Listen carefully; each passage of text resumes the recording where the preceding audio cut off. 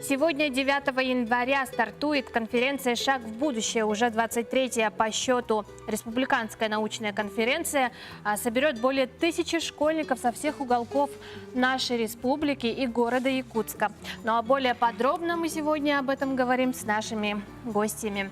Рада представить вам Варвару Филиппову, начальника научно-методического отдела Малой академии наук республики, и Нинель Малышеву, начальника отдела организации научно-исследовательской работы студентов, молодых ученых и специалистов. Доброе утро, девушки. Здравствуйте. Доброе утро. Поздравляю вас с Новым годом, конечно же, с наступившим, и с новой неделей. Расскажите, пожалуйста, коротко об истории конференции. Конференция в этот раз проводится в 23-й раз. Проводится она с 1996 года и носит имя нашего якутского ученого, пропагандиста науки и техники среди молодежи в Якутии и в России Владимира Петровича Ларионова. Долгие годы конференцию успешно проводил Национальный фонд Баргары Возрождения. С прошлого года организатором является Министерство образования и науки и Малая академия наук Республики Саха-Якутия. Соорганизаторы университет имени Амосова, Якутский научный центр СОРАН. Ну, где будет проходить конференция, какие у нее будут секции, да, и сколько дней, в каком формате? Научная программа конференции предусматривает секционные и стендовые выступления участников конференции с результатами их научных исследований по 34 секциям, которые охватывают все научные направления: гуманитарные науки, технические науки, естественно-научные науки. Работа конференции пройдет в течение 2 дней. Сегодня, 9 января, с 13:00 до 18:00 часов состоится стендовая защита участников конференции, по итогам которой 50% участников должны пройти уже во второй этап, который состоится завтра, 10 января. Конференция проходит в Триумфе, первый день конференции, и секционные заседания пройдут уже на базе Северо-Восточного федерального университета в корпусе факультета естественных наук. Завтра с утра до 15:00 часов. А есть ли какие-то новые секции в этом году? И какие, может быть, самые популярные? Но самые популярные секции мы оцениваем по количеству поданных заявок. В этом году гуманитарные секции по количеству работ у нас преобладают. Это такие секции, как педагогические науки, культурология, искусствоведение, так исторические науки, в которых больше всего подано заявок. Ну и среди естественно-научных направлений преобладает секция экологические науки, в которых больше всего подано заявок.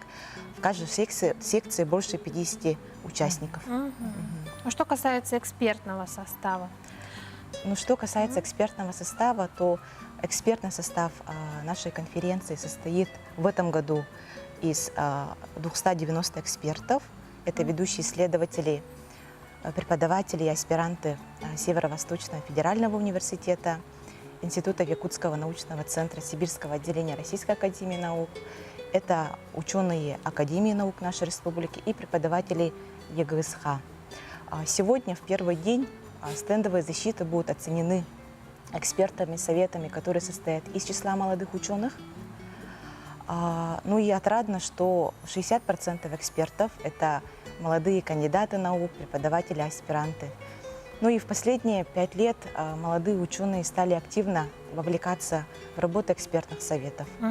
И именно в организации конференции «Шага будущего» многие молодые исследователи и ученые в этом году и в последующие годы они выезжают сами в муниципальные районы в рамках региональных конференций «Шага будущего», экспертируют, проводят научные семинары по основам НИР, проводят научно-популярные лекции для того, чтобы больше школьников вовлекалось в научно-исследовательскую деятельность нашей республики.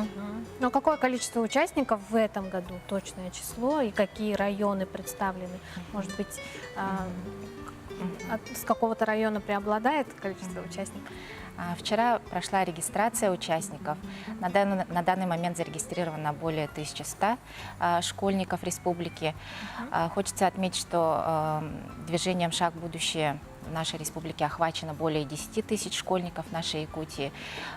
Больше всего, конечно, делегация из города Якутска. Это 242 участника представлены на данный момент. Меньше всего Верхнеколымский.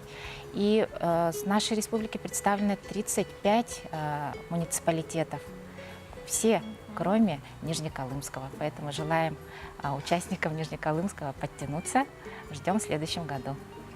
Какие еще мероприятия будут проводиться для учащихся в эти дни? Ну, программа конференции разнообразная. Помимо конференции у нас пройдут семинары и мастер-классы от технопарка Кванториум Республики Саха-Якутия.